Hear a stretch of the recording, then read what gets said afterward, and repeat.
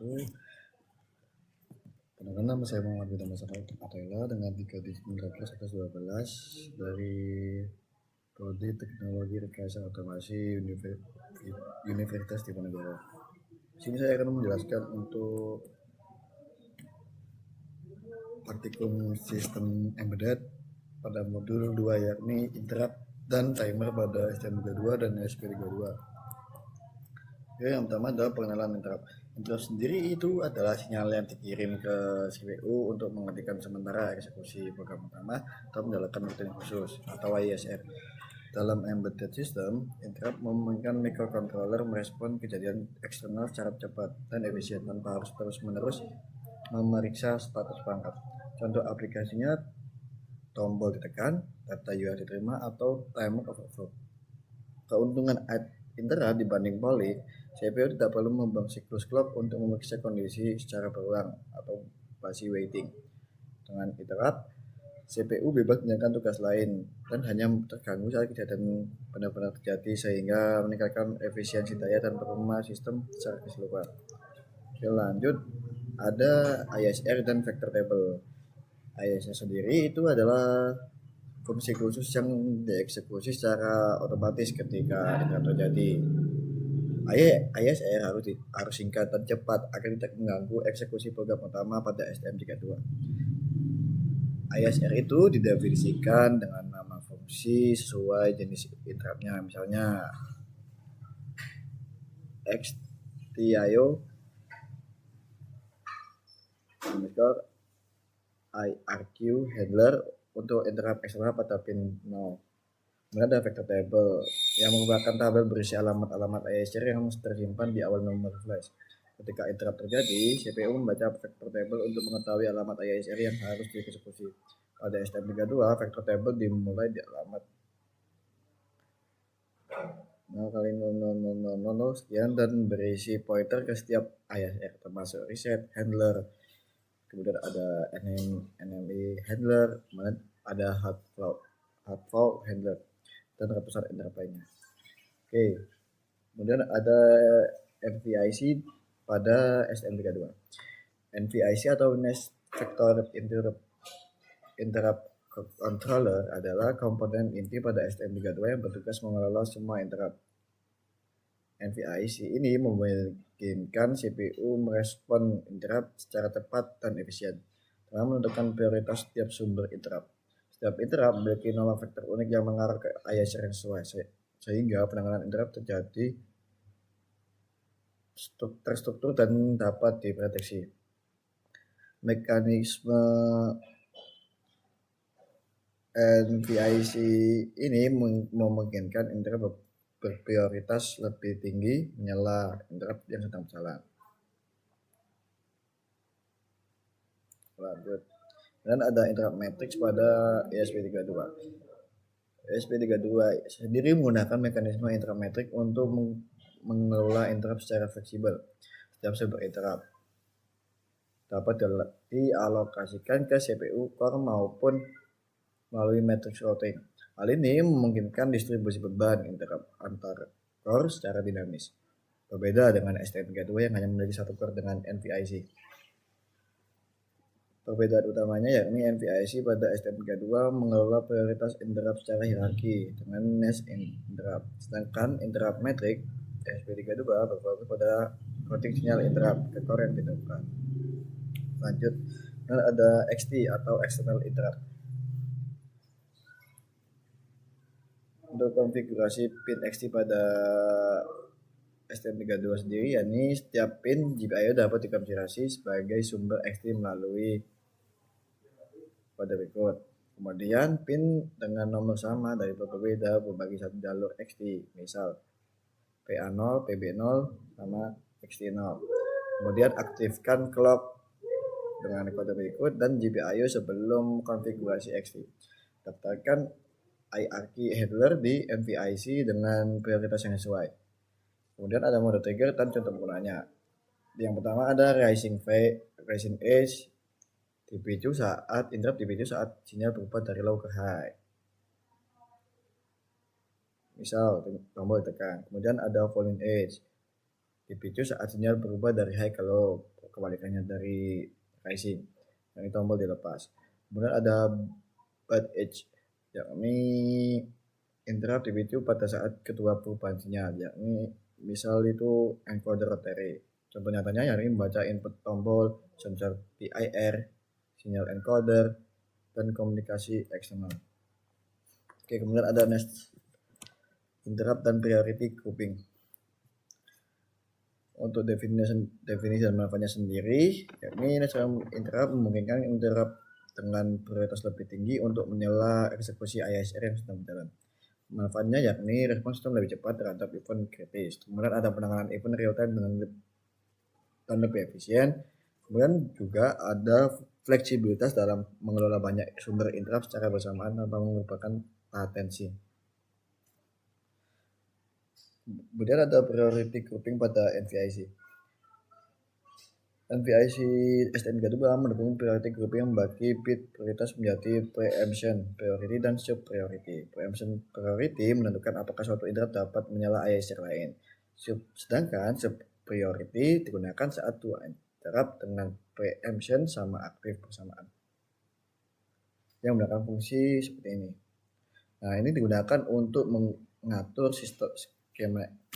Nah, ada timer arsitektur.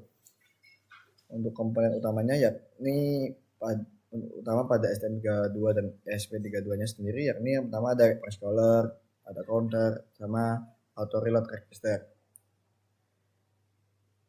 Untuk cara timer bekerja untuk menghasilkan interrupt, yakni yang pertama ada counter mode, up counting, down counting, atau down. Dan yang kedua ada timer overflow, terjadi saat counter mencapai nilai auto reload register yang memicu interrupt. Kemudian yang ketiga ada update event yang dikirim ke NVIC sebagai sinyal interrupt timer. Dan yang terakhir ada frekuensi interrupt. Kemudian ada timer modes. Itu basic timernya, yakni mode paling sederhana digunakan untuk menghasilkan delay atau interrupt berkala. Counter menghitung dari 0 hingga ARR lalu menghasilkan update event. Sedangkan PWM atau Pulse Width Modulation menghasilkan sinyal PWM dengan frekuensi dan dari cycle yang dapat dikonfigurasi, digunakan untuk kontrol motor, LED dimming, dan konversi DAC sederhana. Input capture modenya merekam nilai counter saat terjadi event pada pin output. Digunakan untuk mengukur frekuensi, periode, dan lebar pulsasi sinyal eksternal. Kemudian untuk output compare modenya membandingkan nilai counter dengan nilai register CCR. Ketika cocok, menghasilkan sinyal output terjadwal atau interrupt. Oke, kemudian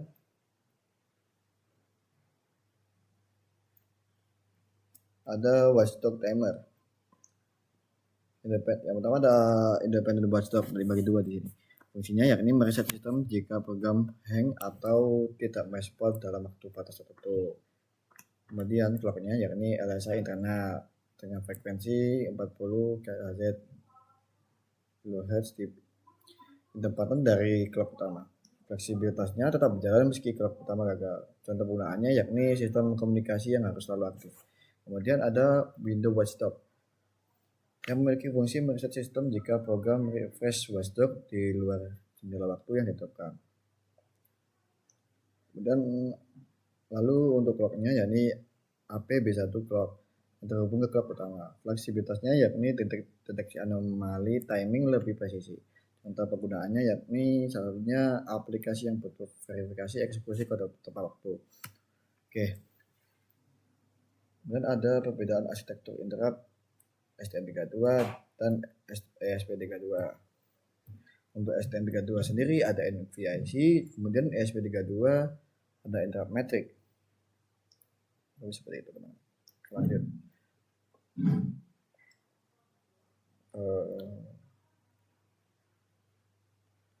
Kemudian kita lanjut ke arsitektur timer langsung aja. STM32 timer memiliki tipe basic, general purpose, dan advanced. Kemudian perscalernya 16 bit, auto reload registernya yakni 16 per 30 atau 32 bit.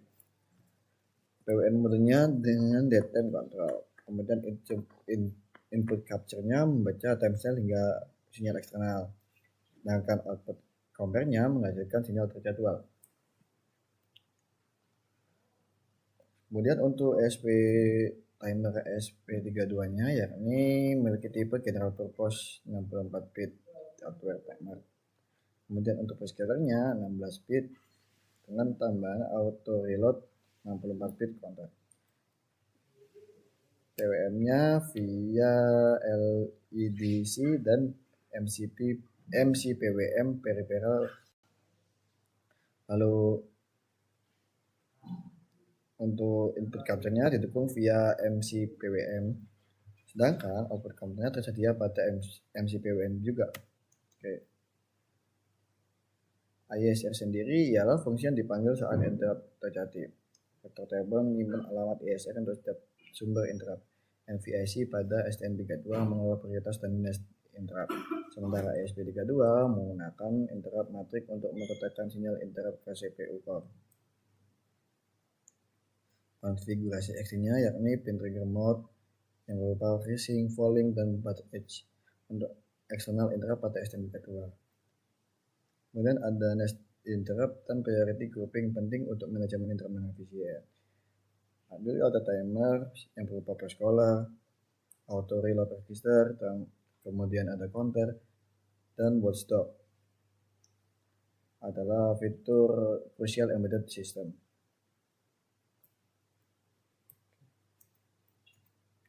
Lanjut ke simulasi hardware-nya.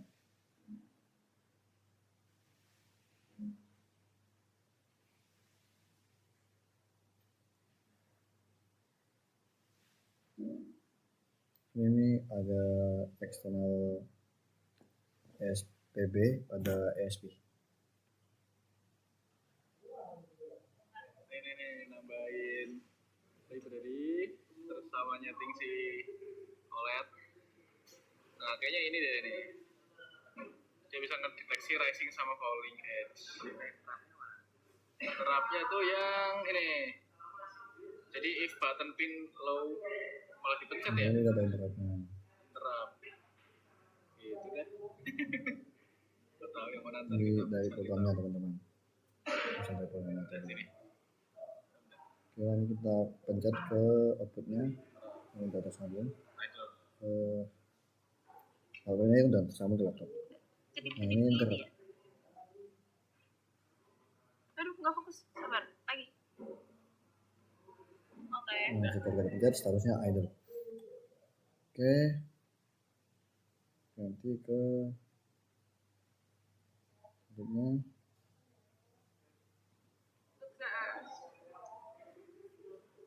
Oh ini kondisi idle ya? Coba pencet. Ini kondisinya idle teman. Bisa kok.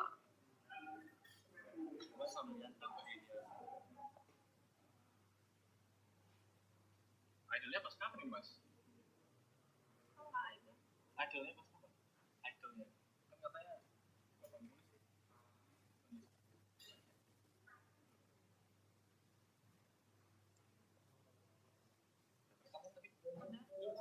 sih.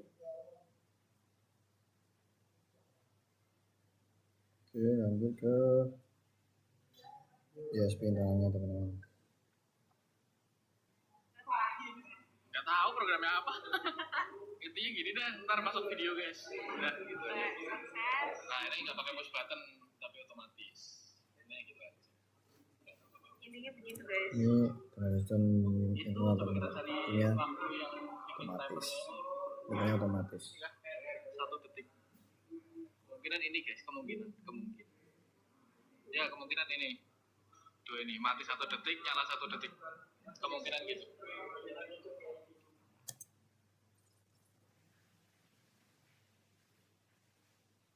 Terus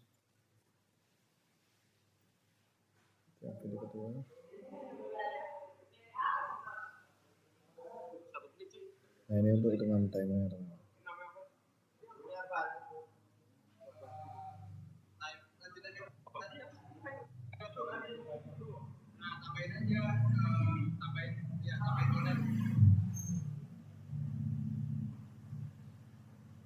kita lanjut ke STM SNLPP pada STM.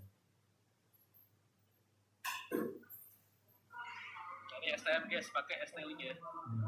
Untuk kamu dengan STM-nya agar kita banyak mengikuti. Nah, ini interruptnya. Proses interruptnya seperti ini teman-teman.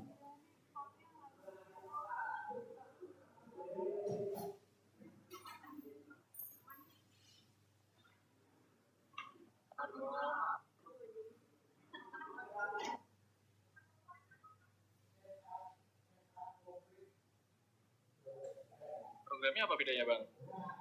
Programnya bedanya apa? Nah, ini untuk tampilan program dari Oh sama. web eksternal pada STM.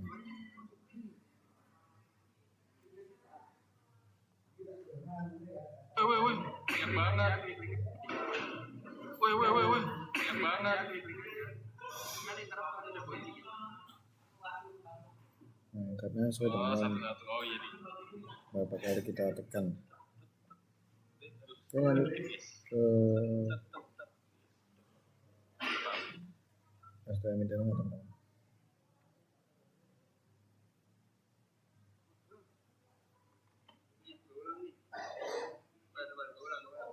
Ini udah jalan teman-teman STM. Wih, berhasil. Nah, timernya mulai menghitung.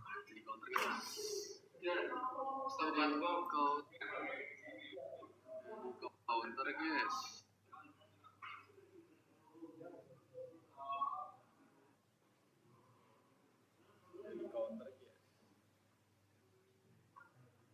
Nah, di sini bersifat otomatis ya teman-teman. Bedanya dengan eksternal seperti itu. Kalau eksternal lebih ditekan dulu.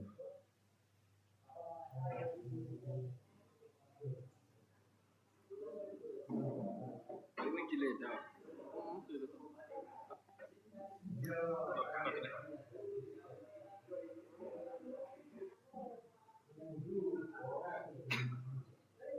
Nah, ini udah programnya. Oke, sekian dari saya. Assalamualaikum warahmatullahi wabarakatuh.